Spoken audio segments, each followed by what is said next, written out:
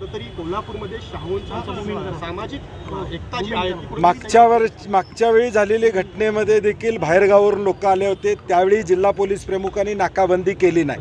आत्तासुद्धा पुण्यातून रवी पडवळ बाहेर पडलेल्याचा इंटेलिजन्स त्यांच्याकडे होता, त्यांना माहिती होती तो साताऱ्यापर्यंत आला आहे, साताऱ्यात कुठं आला आहे, सगळी माहिती असताना त्याला त्याच वेळी कारवाई करायला पाहिजे होती.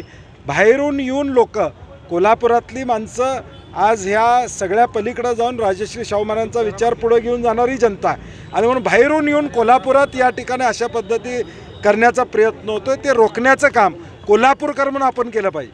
आज देश पातळीवर कोल्हापूरची जी इमेज आहे ती कशा पातळीवर जाते.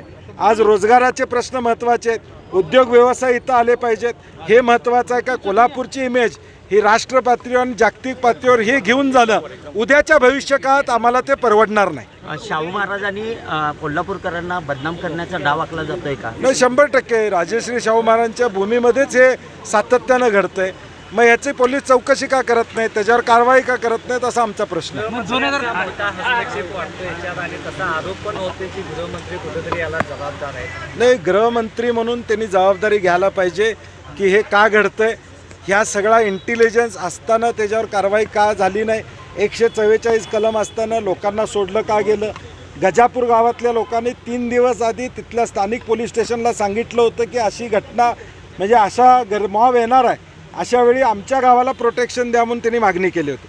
ते प्रोटेक्शन का दिलं गेलं नाही, ह्या सगळ्याची उत्तरं आम्हाला गृहमंत्र्यांच्याकडून अभिप्रेत आहेत.